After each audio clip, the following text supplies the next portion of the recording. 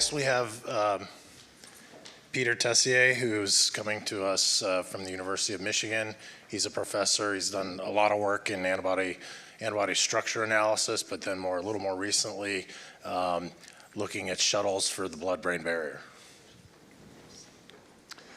All right, well, thanks, Juan, and thanks so much, everybody, for coming and being here at the end of the conference. It's been a great conference. I really appreciate this. I want to call out Jim. Jim, thanks so much for being such a leader and if anybody knows Jim, he's tirelessly positive, supportive. He's a great champion of basic science and translating that, and so it's inspiring to get to know him and to get to be a friend. And if you don't know Jim, please introduce yourself. You will not regret it. So I want to talk today about our work in this area of brain shuttles. This, unless you've been living under a rock, you know that there's been a lot of interest in the last, especially in the last couple of years in this space. Basically, we're trying to solve this problem of how do you get, see, this clicker's not working. So there we go. How do you get large molecules into the CNS that otherwise don't want to go there? And we have been targeting two pathways here that we've been most interested in. One sort of historical pathway, getting some feedback here. So maybe we could shut this one off. The historical pathway here being transferrin receptor, very well-defined receptor-mediated transcytosis process. This is actually a more exciting pathway than you'd even realize. It's just very highly expressed target, very strong internalizing target. We're really excited about this pathway. And then the other one that we started studying was called CD98 heavy chain. This evolved in amino acid transport. This doesn't have a well-defined receptor-mediated transcytosis process. It works fundamentally different. Here we're trying to transport a protein across the endothelial layer. Here we're transporting amino acids, and those are the CD98 sits in the cell membrane as part of a LAT1 complex that binds and releases amino acids. So completely different mechanisms, and it's led to some really exciting differences in transport properties. See, next slide. It's not working here. Next slide, please. Okay, so our approach, next slide. All right, so what we're doing here is we're using what we call 2x1 antibodies. These are basically an IgG fused to a single chain antibody. This is not sustainable here. Is there another clicker? Okay. Are you guys advancing this, or is that me in delay? All right, so let's see. So you guys are advancing now, so if I can go back, but I can't go back. Okay. This will be an interesting talk. So, here basically is our strategy. So we're using these 2x1 molecules, and essentially we're using single chain antibodies in this case. See, no effect. He can't do it either, so that's encouraging. It's going to be a long talk. There's going to be a lot of clicks. Okay, so anyway, we're using publicly available sequences here, and these two antibodies against these targets have very similar affinities. So I'm going to show you massive differences in transport properties, and they're going to have nothing to do with the intrinsic affinities of these molecules. Next slide. Guys, we've got to keep up with this. Next slide. All right, you could just click all the way through, maybe just for sanity's sake. So we did this initial experiment where we did a modest dose of antibody. We picked this dose in 2020, and in 2024, Roche came out and used the exact dose in people. This was their high dose for trontinemab, down to the decimal point. We think we got to that dose a similar way they did, and we injected these antibodies into mice, and 7 days later, we looked at where are they. And the interesting thing happened is that you can see the organs here, that for control IgG, there was nothing in the brain, transferrin receptor antibody, nothing in the brain after 7 days. But what really stood out was that the CD98 antibody had this long-lived brain delivery here. We also see it in kidney because it's very highly expressed there. And then it's even higher expressed, actually, it's even higher delivery here when we use a monovalent shuttle targeting CD98. All right, next slide. So fundamentally, there's something very different about these two transport pathways. And we target CD98, we get this long-lived brain retention. Next slide. So one thing we did, though, in determining this dose is that I worked closely with a pharmacologist, so we have really good PK data. We did this initial study just to look at saturation of the brain target. And you could see that about 3.6 mg per kg, we started to see saturation, at least partial saturation. Next slide. And same thing for CD98. Once we got up to about 3.6 mg per kg, we start to see at least partial saturation. So using this dose, next slide, we measured the pharmacokinetics of antibodies injected into mice at different times over a week. And you can see here that what stands out is a transferrin receptor shuttle has this very fast sort of uptake. Fast is a relative concept, but for brain, this is fast over a few hours. And then you can see this sort of rapid decline back to baseline. So about 5 days later, you're back to a control IgG level. Next slide. But for a CD98 shuttle, we got something very different. The shuttle actually goes up to lower concentrations, but then has this persistence. So even after a week, you're still at nanomolar concentrations in the brain. Interesting here, this looked like the bivalent actually worked better than the monovalent, but next slide. If you just increase the dose now, if you go from 3 to 9, you very quickly have the shuttle now outperforming the IgG. So this finding of monovalent engagement of these blood-brain barrier targets, in my opinion, is one of the most important findings of the whole field. This is originally Roche's finding. It's greatly influenced the field. Next slide. So if you put more in the blood, you get more in the brain. So one useful measure would be just brain-to-blood ratio. And we see after about a day, these two shuttles are at similar levels. But you see after a week, they're like 100-fold different levels in the brain. It's just night and day difference. Next slide. So the takeaway here is the brain pharmacokinetics of these two shuttles could not be more different. Next slide.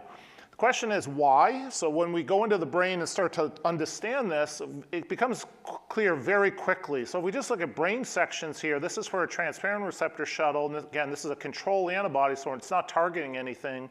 After a day, you can see it localizing onto the brain endothelium. Next slide.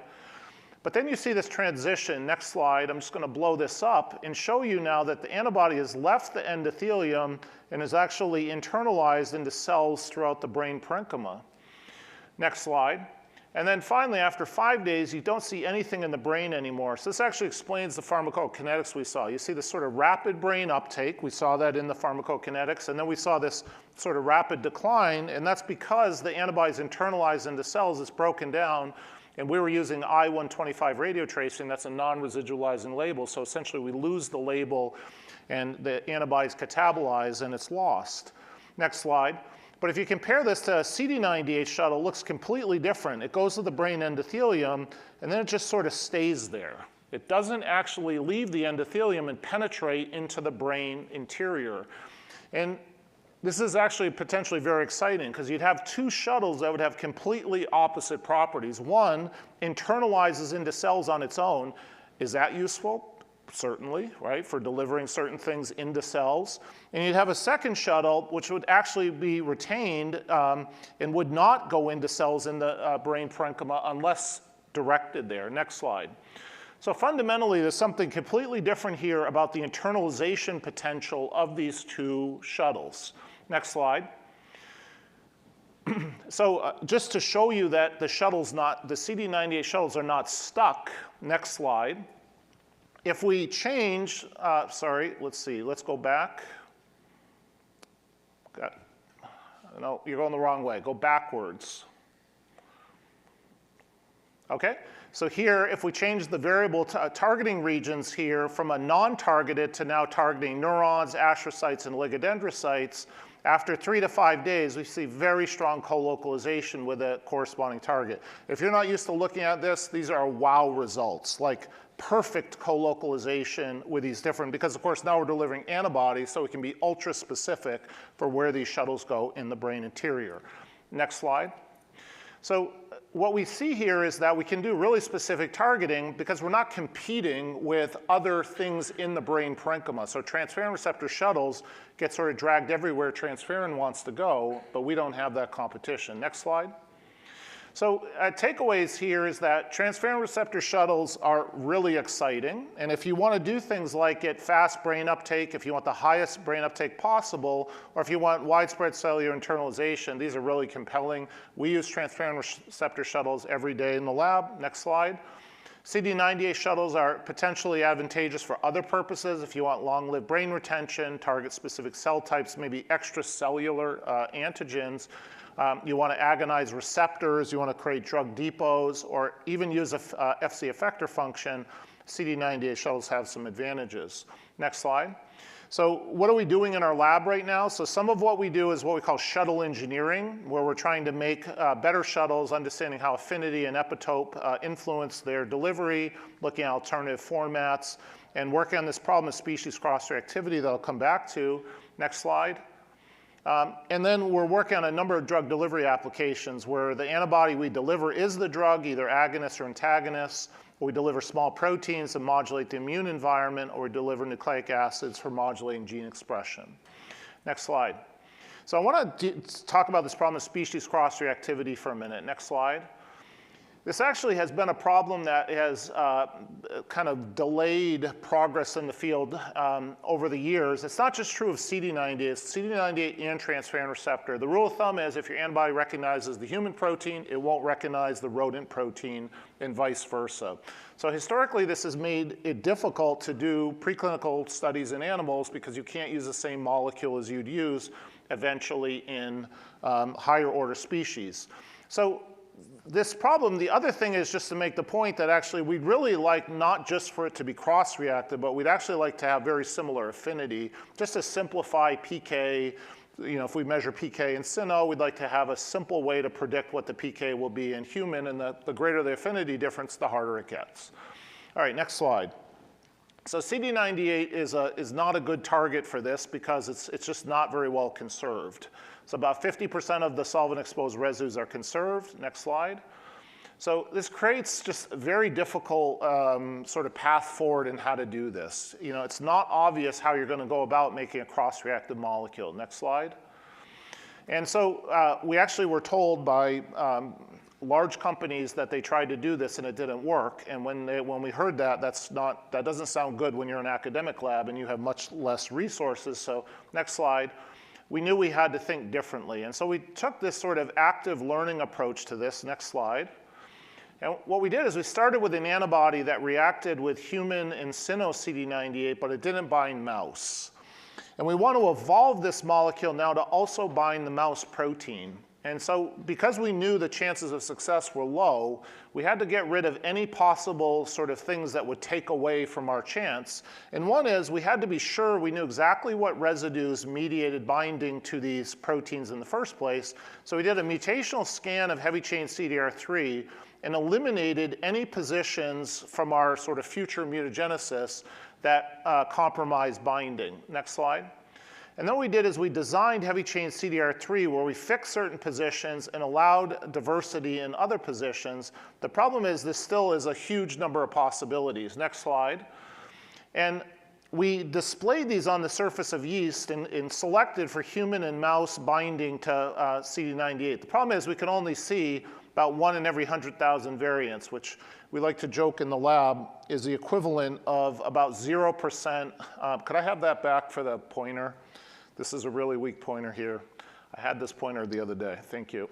And so the problem here is that that because you can see so little of sequence diversity, you actually can't. I can't tell you what the best heavy chain CDR3 is, but I can deep sequence that library and tell you at least what the antibody likes at every position. Fantastic. Thank you, guys. And so we deep sequenced the library, and then we picked randomly about 50 clones from the enriched library, and you could start to see a subpopulation of clones that start binding. Now, this is on a log scale, which means the binding's bad, and I'm trying to cover this up, but you can still see there starts to emerge some population that actually binds. And so from the deep sequencing data, we applied different scoring metrics to identify sort of the purple from the gray, And the one that worked the best for us is one we had developed previously. We call it the PSERM. It's just a way for us to score essentially what's going to work best. And that allowed us then to redesign the heavy chain CDR3 library to be more biased toward these purple clones and away from these gray clones. So we kind of start all over again. This is kind of a humble process here, but we redesign heavy chain CDR3 all over again. But now we start to restrict diversity at certain positions in heavy chain CDR3, so it's actually a small number of variants now. Now we can see everything. At the same time, we add some diversity in other CDRs, and then we co-select for binding to both, shuffle those together, and end up with a panel of antibodies that have really interesting properties. So here, these antibodies, originally this molecule you can see has no binding to mouse CD98, but now we end up with a panel of variants that have affinities that are sort of shuttling affinities, tens of nanomolar. But interestingly, these molecules now also retain binding to human and cyno CD98. And if you look at this for a minute, several of these are like within twofold affinities. So this is really not something that we expected to be possible. And yet, with this active learning approach, you can sort of guide the search for this ultra rare part of sequence space that gives you what you want.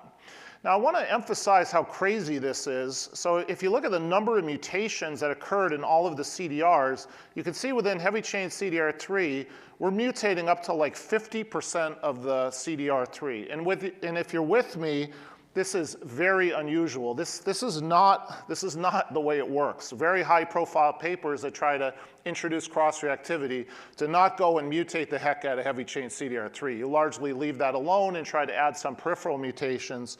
So what we're doing here is radically different than what's been done before. And the nice thing is these molecules look pretty favorable. So this is percent monomer after protein A. This was our mouse-specific shuttle. It come off at about 80% monomer. And these shuttles now are over 90% monomer just straight off protein A.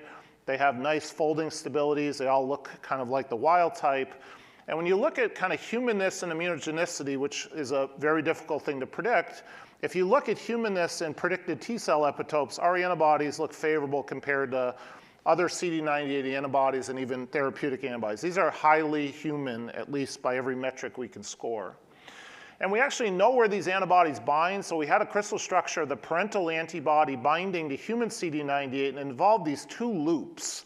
And so what we wondered is, have we preserved the specificity of the antibody for these loops now in the equivalent ectodomains from these other species? And pretty cool is that we can see that our cross-reactive antibody, it binds to the ectodomains of all three of these, but if you just add a few mutations to this loop, you kill the binding. And we got the same result when we went to the other loop. All three bind to the ectodomains, but if you just add a few mutations to those loops, it's gone. So we think we have sort of equivalent epitopes for these antibodies across these different ectodomains. And of course, we wanted to test these in vivo, so then we put these in wild-type mice. This is our mouse-specific CD98 shuttle that I was showing you earlier. And now these cross-reactive molecules actually show brain uptake kind of similar to our mouse-specific antibody, of course, much better than the control IgG. We see nice depletion from blood, just like we would expect. And we see brain-to-blood ratios that are 100-fold higher than the control IgG. So this looks just like we were hoping. We've also done this in humanized mice and compared this to the Denali shuttle that is specific for cyno and human but doesn't bind mouse. And we get very similar uptake to their shuttle as well. We also just want to prove, sometimes people still don't believe you can do brain delivery. I hope there's no skeptics out there, but they exist. And so if you took a control antibody that's not targeted, shuttled by one of our cross-reactive molecules, you inject them into the mouse, and 1 day or 3 days later you come back, you can see some evidence of brain uptake here, but if we add a neuron-targeted shuttle to kind of hold it there, we can see very obvious uptake mediated by engaging, this is a cell surface target on neurons. We can see very strong uptake from our shuttle. So this is exciting. It looks like these cross-reactive shuttles mediate brain delivery, and they do that both in wild type and in humanized mice. So I want to shift gears now and think about a drug delivery application, and I want to focus here on delivering small proteins into the brain, namely cytokines. Before I do, So our goal here is we want to modulate and expand regulatory T cells in the brain, and we want to do that selectively over the periphery. We do not want global immune suppression. We want to try to locally suppress the immune system in the brain without doing that in the periphery. And of course, this has many, many applications. Now, before I do, though, I want to think about trying to solve this problem. Sort of what I would call the trifecta of brain delivery, what we all are trying to do, is we want to generate high brain concentrations at modest IV doses. We want them to last a long time, and we want them to be selective for the brain. And it's like that saying, like cheap, easy, and fast or something, you get two, right? And there's just these inherent trade-offs between these three properties that's made it hard to get all three. So we had an idea how to do this. We wanted to combine our shuttling approach with what we're going to call an anchoring antibody. So this anchoring antibody here is going to target something in the CNS that's exclusive to the CNS, and typically a structural protein, or at least a protein that doesn't internalize very rapidly. And so the vision of this would be as we'd inject this into the bloodstream, it'd go into the brain parenchyma, and it would attach to some structural protein and form a long-lived depot in the brain. And so we have kind of a first-generation molecule that we've tested here where we're combining an anchoring antibody. This is targeting a CNS-enriched, selective, very highly expressed protein with a transferrin receptor-targeted arm.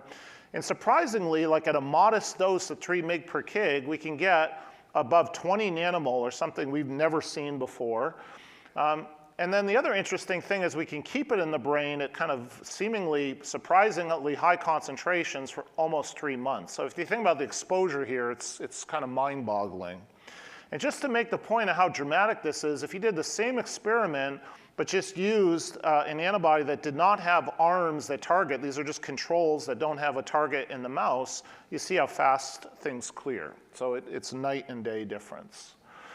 So if you think about this for a second, just before I go on, we kind of achieved 2 things here. We have the high concentration and the long persistence. But the question is, can we achieve the selectivity? And so the selectivity here, if we just took the anchoring antibody, just as an example, and you plotted the brain concentration you achieved by the anchoring antibody to every other organ, so I'm listing some here, you can see that at all time points, there's less in the brain than in every other organ. This is kind of the problem with brain delivery. But now, if we attach the shuttling antibody, after a few days, we have more in the brain than every other organ. It's like the inverse of what we had before. And some of these ratios are like greater than 100, so the specificity is crazy. But when you think about it, it's just the principle here is we're just anchoring things to a CNS exclusive antigen. So once it goes into the brain, it clears from every other organ, and so you achieve this very high kind of retention specificity. So this technology seems to achieve all of these kind of long sought after goals. And then what we wanted to do is use this technology to try for drug delivery applications. So now what we're doing is attaching a cytokine that would be useful for expanding regulatory T cells. And the way we envision this now is that we'd inject this into the bloodstream. It would go into the parenchyma. It would find a structural protein in the brain interior and form a depot. And then this cytokine here would be long-acting and would expand regulatory T cells, and then they would in turn combat neuroinflammation.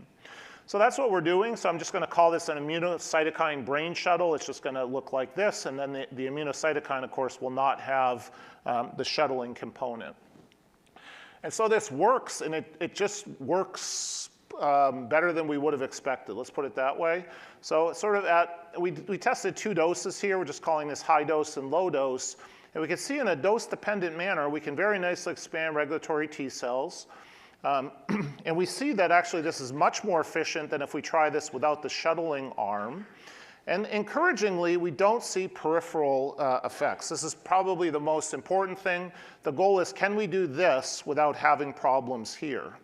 And this sort of the peripheral effects are often short-lived, we're finding, and very quickly, in this case, by 7 days, have already dissipated. The other thing that is a question is, that's fine, but are you expanding effector cells, right? And so, of course, we monitor all these different cell types with high dimensional flow cytometry, and you can very nicely see that we do not expand effector cells. We're really selectively able to expand regulatory T cells. So this is pretty exciting. We've done a lot of work in this area. We know we can expand these cells from a single dose for at least 2 weeks, and we know that this technology is compatible with chronic dosing for months. So the takeaway here is that these IV-administered shuttle immunocytokines seem to be pretty effective at expanding regulatory T cells. And the beauty here is that we can do this selectively in the CNS, so we're getting away from this need for global immune suppression. So you can imagine there's a lot of things we're trying to do now. So we're testing different anchoring targets, different payloads here, and of course different transport pathways. And we have a lot of ongoing now disease models where we're testing these molecules in. So I can tell you this it is a fun world to play in right now. There's just so many possibilities. This world is just incredible how feasible this is. So if you have an interesting therapeutic hypothesis, you want to collaborate, please let us know, because this is really amazing how quickly things are moving and how practical this is. We're also looking for postdocs in this space, so please feel free to reach out if you're interested. Just want to thank my team for doing the work, and thanks for your attention.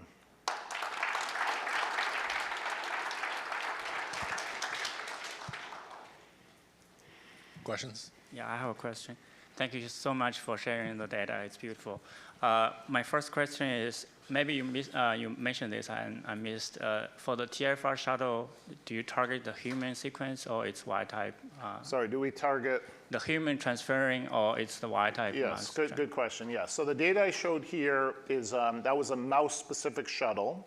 And so all the data was in wild-type mice, and the transferrin receptor shuttle is not cross-reactive. Okay. Yep.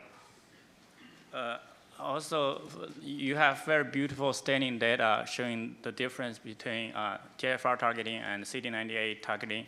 I was wondering, so you said that for TFR targeting, once it crosses the BBB, it goes into the cells. I was wondering, did you look where, like subcellular location they go? Okay, good question. So the question is around when a transferrin receptor shuttle goes into the brain, what cells, you didn't ask this question, we could say what cells does it go to, and then subcellular. I think what cells it goes into is probably the thing we've looked more at. I think that it's fun if you stain a brain, a mouse brain with a transferrin receptor shuttle, transferrin receptor antibody, CD98 antibody, you get like the inverse images. It's crazy. So transferrin receptor is most highly expressed on neurons. So when we look in the brain, we definitely see it going into neurons, but you also see it going into glia as well. Just at a, and so beyond that, subcellular, we don't know a lot about that. I mean, clearly it's being degraded. It looks like it's going to the lysosome, but we haven't done any detailed studies of that. Okay, thank you. Yep. So great talk. I was wondering, actually following up on that question about where does it go, have you had a chance to look at transferrin receptor antibodies or like shuttled antibodies binding like soluble targets, whether they have, if those targets have a different fate than if you don't have if you just have a naive antibody on it? Yep. Yeah, it's an interesting question. I think I understand the question is around the idea that if you had a transferrin receptor shuttle going into the brain, delivering an antibody that binds a soluble target, what happens to the soluble target? Like, could you essentially degrade it? We haven't done a lot of work there, but that's a very logical hypothesis and very likely to be true. Obviously, it's a little complicated because you have the internalization being driven by transferrin receptors, so there's kinetics of both things happening. But that's a very, very logical hypothesis and very likely true. We haven't looked at it. And perhaps I can ask another question, because what you said about the, the engineering, the machine learning, the active learning engineering, you said at some point, like, this is really kind of like revolutionizing, and it revolutionizes the way that we think about antibody engineering, right? Don't put too many mutations. Have you thought about maybe actually you could go back and take antibodies that were much less suited, like you wouldn't choose them, maybe they have lower affinity or too high affinity, so it's not the obvious candidate, but you could actually even maybe perhaps easier engineer them than when you have to do this massive engineering anyway. Yep.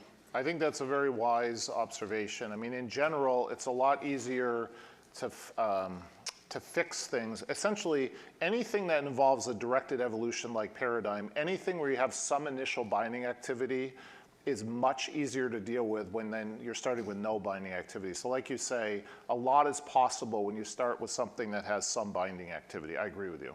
Yep. Thanks. Great talk. I just had a quick question. Are there any size constraints with the CD98 shuttle? Right. Yeah. So the interesting thing is, like, when you think about cargo, payload size, and what you can carry in, you know, typically these pathways, you know, we know more about transferrin receptor, but the idea is that usually the size limitation is so big that it's, first of all, it's not protein. This wouldn't be size based on what we could fuse to a shuttle.